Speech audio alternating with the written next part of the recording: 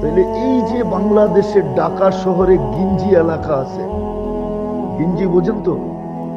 রাগ হয়ে গেলেন? হ্যাঁ, ঘনবসতি এলাকা। আবার পানির নিষ্কাশনের ঠিক নাই, কি পরিষ্কার পরিচ্ছন্নতা নাই। এই এলাকায় মানুষ অক্সিজেন পায় কি করে? অথচ আপনি দেখবেন ঢাকা শহরে 2020-এর গবেষণা, 2020-এর গবেষণা যখন বিলকুল করোনা চলতেছিল, আমাদের তেজগাঁও বস্তিতে রোগ প্রতিরোধ ক্ষমতা অ্যান্টিবডি প্রত্যেকের শরীরে 75 ছিল, কিন্তু গুলশান আলাদের শরীরে 65 ছিল। আপনি এখন নেটে সার্চ দেন, পাবেন। অথচ গুলশান কত উন্নত। গুলশান, ধানমন্ডি, বনানী কত উন্নত। গুলশানে থাকি শুনলেই মানুষের চক্ষু কপালে ওঠে, ঠিক না? গুলশান, অথচ ওদের অ্যান্টিবডি কম, আর বস্তিওয়ালার অ্যান্টিবডি বেশি। এটা কে করলো? আপনার এখানে খুঁজলেও অ্যান্টিবডি বেশি পাওয়া যাবে, কিন্তু বিজ্ঞানের চোখ দিয়ে তালাশ করলে বিজ্ঞান বলবে এখানে তো অক্সিজেনই পাওয়ার কথা না। এইখানে অক্সিজেন পায় কি করে? আপনি যে ডেলি 550 লিটার অক্সিজেন নেন, 1 টাকা যদি পার লিটার হইতো তাহলে তো ডেলি 550 টাকা পে করতে হইতো। আপনি যে ডেলি 1,60,000 বার শ্বাস প্রশ্বাস নেন, 1 পয়সা পার শ্বাস হইলে ডেলি 1600 টাকা পে করতে হতো। আপনার কিডনিকে যে ডেলি আল্লাহ 36 বার ডায়ালিসিস করেন, পার বার যদি 100 টাকা হইতো তাহলে আপনাকে ডেলি 3600 টাকা পে করতে হতো। এইখানেই তো 5750 টাকা ডেলি দিতে হতো। আল্লাহ তো বাধ্য করেন নাই। বাধ্য যদি করতেন তাইলে আপনি আল্লাহর বিরুদ্ধে চলবে, এটা ইম্পসিবল ছিল। কেননা আল্লাহ আমাদেরকে ইচ্ছা স্বাধীনতা দিছেন, এজন্য আমাদেরকে আল্লাহ বুঝান। আল্লাহ সবাইকে কিতাব দিয়া বুঝাইছেন। কি দিয়া? সব উম্মতকে কিতাব দিয়া বুঝাইছেন। আপনাকে কিন্তু কালাম দিয়া বুঝাইতেছেন। কালাম বোঝেন? স্বয়ং আল্লাহ নিজে কথা বইলা বুঝাইতেছেন। সবাইকে কিতাব দিয়া বুঝাইছে, কিতাব দিয়া। কিতাব ছেড়া দিছে, বলছে এটা পয়রা বুঝালাও। আর কালাম কি বুঝেন? স্বয়ং আল্লাহ নিজে কথা বইলা আপনাকে আমাকে বুঝাইতেছে। আমি শেষ জায়গায় চলে আসছি, লম্বা করবো না। যেটা আমি বুঝাইতে চাইতেছি যে আমরা এই ছোট জীবনটায় যা কিছু চাই, মানুষ এই ছোট জীবনটায় যা কিছু চায়, একটু সুখে থাকতে চায়, একটু শান্তিতে থাকতে চায়, একটু মাথা উঁচা করে থাকতে চায়। কিন্তু এটা থাকার জন্য তো সব কিছু আছে, মানি আমি। আমাদের কাছে কমও বেশি সবকিছু আছে। 50 বছর পিছে তাকাইলে, 50 বছর পিছে যদি তাকাই, তাইলে এই ধনিয়া এলাকায় শুধু ধান ক্ষেত ছাড়া আর কিচ্ছু ছিল না। আমি 50 বছর আগের কথা বলতেছি না, 30 বছর আগের কথা বলতেছি, 80-র দশকের কথা বলতেছি। ধান ক্ষেত ছাড়া কিচ্ছু ছিল। ওই তুলনায় তো আজকে আমরা শতগুণ বেশি উন্নত। বলতে বলে দেখা যাবে 1000 গুণ উন্নত, কিন্তু আমি যা চাই তা তো মিলল না। না মিলার কারণ এটাই, আপনাকে মানুষ হিসাবে যিনি অস্তিত্ব দিছেন, মুসলমানের ঘরে যিনি অস্তিত্ব দিচ্ছেন, আর সর্বশেষ আপনাকে যিনি সদিচ্ছায় উম্মতে মুহাম্মদী বানায়া ভাগ্য খুলা দিচ্ছেন, আপনার জন্য নির্ধারিত পরিবেশ ছাড়া, হুকুম ছাড়া আপনি কোনোদিন সুখী হবেন না। এই জন্য আমরা দেখি, আমি গুড়া বলতেছি, আমি গুড়া, রাগ হয়ে যায় না কেউ আবার, আমি গুড়া বলতেছি, যারা সুখের আশায় যায় আমেরিকাতে বসবাস শুরু করছে, ওরা এত উন্নত দেশে যেও সুখ পায় নাই। যদি সুখ পাইতো তা আমরা গেলে আমাদের থেকে পানি পড়া নাই কেন? আমাদের কাছে নিজের অশান্তির কথা ব্যক্ত করে কেন? আমি তো ঘুরা বলতেছি, শুনা না। ও আমেরিকাতেও যেও সুখ পায় নাই, কানাডায় যেও সুখ পায় নাই, অস্ট্রেলিয়ায় যেও সুখ পায় নাই, ইংল্যান্ডে যেও সুখ পায় নাই।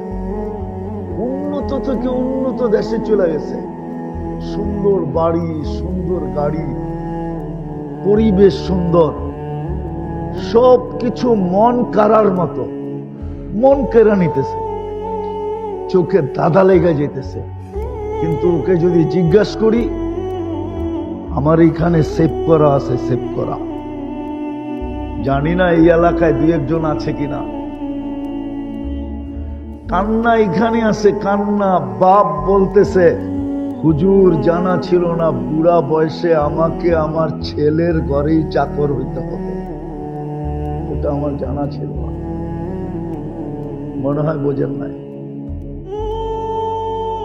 ছেলে মা বাবাকে আমেরিকাতে নিয়ে গেছে গ্রিন কার্ড দিয়া, কেননা ছেলেও চাকরি করে, পুত্রবধূও চাকরি করে।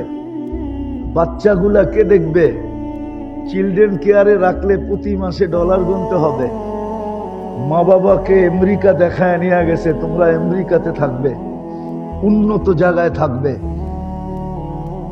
তারাও ভাবছে যে আমেরিকা মোটামুটি জান্নাতের গেটের কাছে আর কি, পরেই নাইলে জান্নাতে ঢুকা যাবো। কিন্তু যাওয়ার পরে ছেলে আর ছেলের বউ পরামর্শ করে বসে, আমরা তো দুইজনই কাজে যাই, বাচ্চাগুলা তোমরা দেখো, ঘরটা গুছায়া রাখো, খানাটা রেডি করে রাখো, কাপড় চোপড় গুলা ধুয়া রাখো, কেননা দুইজনের একজনও দিনদার না। এখন বাপ কাঁদে, মা কাঁদে, যে আমাদের জানা ছিল না যে বুড়া বয়সে ছেলের ঘরেই আমাকে চাকর হইতে হবে। সত্য তো? দেখবেন আমার সাথে, চলেন দেখায় দিব 2-4 ডজন, 2-400, 2-1000। তাহলে সুখের আশায় তো ওইখানেই গেল, ওইখানেও তো সুখ নাই। এই জন্য আমেরিকাতে ছুটির দিনকে ছুটির দিন বলে না বাঙালিরা, ওরা বলে এটাকে ফ্যামিলি ডে। আমরা সপ্তাহে একদিন পাই ফ্যামিলি ডে, ফ্যামিলিকে সময় দেওয়ার জন্য, তাও পুরা দেয় না। শনিবার দিনও কাজ করে, রবিবার দিন একটু থাকে ফ্যামিলি ডে। তো ওইখানে যেহেতু সুখ পেল না, এত উন্নত দেশে গেল। আমি বুঝাইতে চাইতেছি আপনাদেরকে, যাকে আল্লাহ মানুষ হিসাবে অস্তিত্ব দিছে, যে নিজেকে মানুষ ভাবে, যাকে সদিচ্ছায় মুসলমানের ঘরে অস্তিত্ব দিছে, আর সে নিজেকে মুসলমান বলে, আর যাকে আল্লাহ উম্মতে মুহাম্মদী হিসাবে নির্বাচিত করছে, আর সে নিজেকে উম্মতে মুহাম্মদী বলে, রব্বে কাবার কসম, সব কিছু যদি আপনার সোনা দিয়েও হয়ে যায়, রূপা দিয়েও হয়ে যায়, এর চেয়ে দামি পদার্থ দিয়েও হয়ে যায় এই ছোট জীবনটায়, তারপরেও আপনি আল্লাহর হুকুম মানা ব্যতীত, আল্লাহর হুকুম মানা ব্যতীত, নবীর আদর্শ মানা ব্যতীত আপনি সুখ পাবেন না, শান্তি পাবেন না। আজকে দেখাইলে আমি দেখাইতে পারি, 70% দুনিয়ার সম্পদ কিন্তু মুসলমানের কাছে। সারা দুনিয়ায় যত সম্পদ আছে 70% কার কাছে? বিশ্বাস হয় না? না, মনে হয় ওনার হয় না। 70% কার কাছে?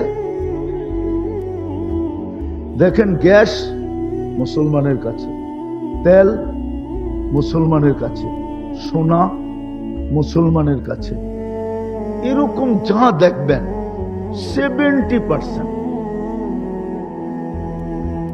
আজকে মুসলমানের 60টা দেশ, কয়টা? সংখ্যায় 250 কোটি। কত? 4টা মুসলমানের দেশ এমন যার উপরে দুনিয়ার কোনো টাকা নাই। বুঝা গেল এই 4 দেশের চেয়ে বড় রিজার্ভ আমেরিকার কাছেও নাই, সোনার রিজার্ভ ওর কাছেও নাই। তাইলে ওর টাকা সবচেয়ে বড় হতো। যেমন কুয়েতের টাকার চেয়ে বড় কোনো টাকা নাই, বাহরাইনের টাকার চেয়ে বড় কোনো টাকা নাই, ব্রুনাইয়ের টাকার চেয়ে বড় কোনো টাকা নাই, ওমানের টাকার চেয়ে বড় কোনো টাকা নাই। বোঝা গেল এদের স্বর্ণের রিজার্ভ আমেরিকার চেয়েও বেশি, ইংল্যান্ডের চেয়েও বেশি, ইউরোপের চেয়েও বেশি। 60টা মুসলিম দেশ, 250 কোটি আমরা, ঠিক না? এতটুক বুঝে আসলো? 4টা দেশের কারেন্সি দুনিয়ার সবচেয়ে বড় কারেন্সি। আপনি বলেন সৌদি বাদশার বাড়ির চেয়ে দুনিয়ার কোন বাড়ি আছে দামি, সুন্দর, ব্যয়বহুল? ইংল্যান্ডের রানী 4 দেশের রানী। কয় দেশের? ইংল্যান্ড, কানাডা, অস্ট্রেলিয়া, নিউজিল্যান্ড, সেই 4 দেশের রানী। কিন্তু আপনি দেখেন, কিন্তু তার যে ইংল্যান্ডে বাড়িটা, ওটাতেও 400 কামরা নাই। কিন্তু ওনার পাশেই ব্রুনাইয়ের বাদশার বাড়ি আছে, ওটাতে 400 কামরা। তো কিন্তু তারপরও মুসলমান এত নিচে কেন? এই যে যুদ্ধ চলতেছে ইসরায়েলের ফিলিস্তিনের বিরুদ্ধে, 1 বছর 3 মাস হইতে চলল। এ হয়ে যাবে 7 তারিখে 1 বছর 3 মাস হবে। 2টা জাতিসংঘের বাৎসরিক সম্মেলন গেল, গত অক্টোবরে একটা, এই অক্টোবরে। 60 দেশের প্রতিনিধিরা ছিল, মুসলমান প্রতিনিধি, মুসলমান দেশের কর্ণধার, মুসলমান দেশের রাজা বাদশাহ, মুসলমান দেশের কি বলে এটাকে, নেতৃবৃন্দ। কিন্তু মাত্র 60 লক্ষ ইহুদি, ছোট একটা দেশ, এর বিরুদ্ধে 2 অক্ষরের একটা নিন্দা প্রস্তাব পাশ করতে পারে না। তাইলে আপনার দুর্দশা না তো দুর্দশা না তো কি? এটাকে কি আপনি দুর্দশা বলবেন না? অথচ আমাদের দেশের শাসকরা তো আমাদের দেশে, আমাদের উপরে অতীত দেখা আসতেছি, সামনেও হয়তো দেখব, ওনা আমাদের সাথে খুব পারে, ঠিক না? খুব আমাদের সাথে এমন ভাব দেখায় যে ওনাদের কার্ড দিলে আজরাইলও পিছে চলে যাবে, কবরে দিলে মনে হয় ওইখানেও প্রশ্ন উত্তর হবে না। কি আমাদের দেশের পদস্থ লোকরা তো এটাই ভাবে, ঠিক না? আমাদের সাথে ভাব নেয়। কিন্তু কই জাতিসংঘে তো 60 দেশ মিলা ভাব নিতে পারলো না। ওইখানে তো এই কথা বলতে পারলো না যে ঠিক আছে, নিন্দা প্রস্তাব যদি পাশ না হয় তাহলে আমরা একটা কিছু এখান থেকে পাশ করা যাব, আমাদের সাথে তোমাদের পুরা লেনদেন বন্ধ, আমরা লেনদেনই করব না, আমরা আপোষে লেনদেন করে চলবো, তোমাদের কোনো জিনিসে আমরা হাত দিব না, আমরা আমাদের আপোষে 60 দেশের জিনিস দিয়ে আমরা কয়েক বছর চলবো, তোমাদেরটার দিকে আমরা চোখ তুলেও দেখবো না। এটা তো বলে আসতে পারলো না। কি কারণ কি? কারণ এটাই, আপনাকে আল্লাহ বানাইলো মানুষ আর আপনি চলবেন জানোয়ারের মতো। আপনাকে বানাইলো আল্লাহ, অস্তিত্ব দিলে মুসলমানের ঘরে, আর আপনার ভিতরে ছাপ থাকবে না ইসলামের। আপনাকে বানাইলো উম্মতে মুহাম্মাদি, আর আপনি আদর্শ গ্রহণ করবেন অন্যের, আর আপনি ভাববেন দুনিয়াতে সুখে থাকবেন। কোরআন তো এটা বলে না। কোরআন তো বলে ইন্নাল্লাহ আস্তাফা লাকুমুদ্দিন। মাছ যদি ভাবে যে আমিও আধুনিক হব, চিরাচরিত নীতি রীতি তো হইল যে পানিতে আমি সুখী, আমি আধুনিক হইয়া দেখাবো, আজকের থেকে আমি পানিতে থাকবো না, তো সে যেরকম কোনোদিন সুখী হবে না। পাখি যদি ভাবে আমিও আধুনিক হব, আমি খোলা আকাশে কেন থাকবো, আমিও সোনার খাঁচায় আবদ্ধ থাকবো বা এসিওয়ালা ঘরে থাকবো, তাইলে সে যেরকম চলতে পারবে না, তার যেরকম সুখ হবে না। বন্য প্রাণীও যদি ভাবে আমরা আর জঙ্গলে কত ছুটতে থাকবো, আমরাও আধুনিক হব, আমরাও কি বলে এটাকে সাফারি পার্কে থাকবো, আমরাও দামি দামি চিড়াখানা বানায়া থাকবো, তাহলে সে যেরকম সুখী হবে না, রব্বে কাবার কসম আপনিও দিন ছাড়া সুখী হবেন না, জমান না। এই জন্যই তো আল্লাহ মাঝে মাঝে আমাদেরকে বুঝায়, নাইলে বুঝাইতেন না। মাঝে মাঝে আমাদেরকে বুঝান। পিস্তল মাথায় রেখা, নিজের টাকার কিনা পিস্তল, গুলিও নিজের টাকার কিনা, নিজের মাথায় রেখা আমাদের সামনে ফুটায় আল্লাহ দেখান যে দেখ এর কাছে কোন জিনিসের অভাব ছিল, কোন জিনিসের অভাব ছিল। কি এরকম হয় না? হ্যাঁ, সেলিব্রিটিরা কেন আত্মহত্যা করে? ওদের কাছে কোন জিনিসের অভাব থাকে? এই পর্যন্ত তো বাংলাদেশে গত 5 বছরে 10 জনের উপরে মডেলিং আত্মহত্যা করলো। কি মনে হয় করে নাই? হ্যাঁ, ওর কাছে কোন জিনিসের অভাব ছিল? ওর কাছে কোন জিনিসের অভাব ছিল? ওর তো এত জনপ্রিয়তা ছিল। এই ছেলেদেরকে জিজ্ঞাসা করেন, ইয়াং ছেলেদেরকে জিজ্ঞাসা করেন, ওরা মাঝে মাঝে মিডিয়ায় দেখা মোবাইল টাচ করে চুমা দিত। জিজ্ঞেস করেন কেননা ধরতে পারবে না, ছুঁইতে পারবে না, যাইতে পারবে না, কিন্তু একটা আশা তো আছে। এটা পুরা করার জন্য মোবাইলের ভিতরে টাচ করে চুমা দিয়া স্বাদ দিত। জিজ্ঞেস করেন আমি ভুল বলতেছি কিনা? ও আত্মহত্যা করলো কেন? আমি তো 6 বার দেখলাম মাইকেল জ্যাকসনের বাড়ি, খালি তো পড়া আছে। সকালে একজন আসে বাতি নিবানের জন্য, আর বিকালে একজন আসে বাতিগুলা জ্বালায় দেওয়ার জন্য, কেউ নাই। আমি 6 বার দেখছি, 6 বার। প্রতিবার গেলেই দেখা হয় একবার। যাওয়া বাড়িতে ঢুকা তো হয় না, সামনে দিয়ে যাওয়া হয় আর কি, ওই রাস্তায় যাওয়া হয়। যাইতে যাইতে হাইওয়ের থেকে দেখা যায় ড্রাইভার, যেই ড্রাইভারই থাকুক সেই একটু স্লো করে দেখায়, হুজুর দেখেন এটা মাইকেল জ্যাকসনের বাড়ি, কিন্তু খালি পড়া আছে। সকালে একজন আসে বাতি নিভাইতে, বিকালে আসে বাতিটাকে জ্বালায়। মাঝে মাঝে একজন আসে একটু ক্লিন করতে, কেউ তো থাকে না। সত্য তো এটি, কিন্তু আফসোস এটা আমাদের মন মানতে চায় না, আমাদের বিদ্যায় মানতে চায় না, আমাদের বিবেকে মানতে চায় না। এই জন্য আমাদের সমাজের মানুষদেরকে যদিও আমরা বুঝাইতে চেষ্টা করি, কিন্তু ওনারা বলে আমরাও তো শিক্ষিত, আমরাও তো কিছু জানি, আমরাও তো কিছু বুঝি, আমরাও তো কিছু গবেষণা করি, আমরাও কিছু চলাফেরা করি, কিন্তু আমরা তো চোখে আঙ্গুল দিয়ে দেখায়া দিতেছি। কিন্তু আসলে তো সত্য এটাই।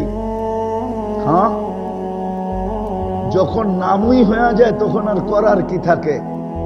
শত গুণে যেটা বড়া ওটার নাম বেগুন, ওটার নাম অথচ শত গুণে বড়া।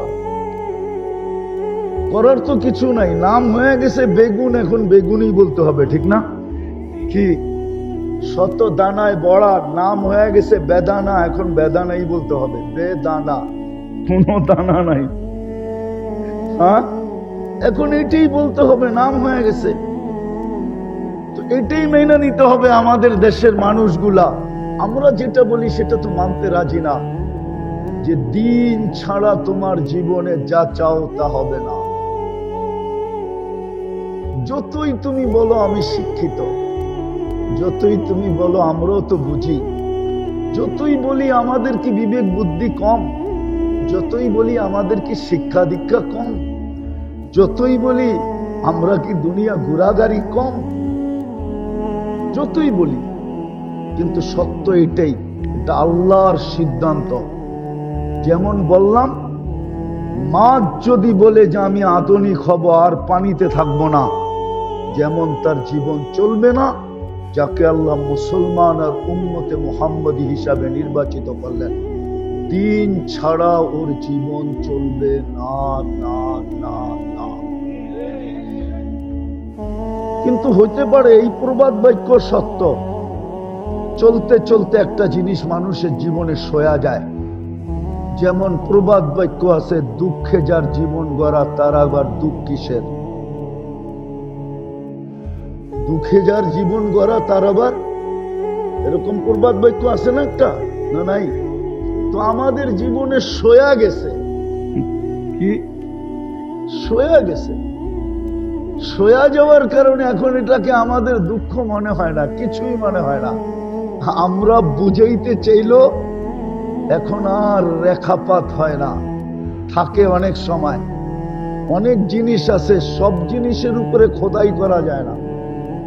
খোদাই হয় কিন্তু কলম সব জিনিসের উপরে টিকে না।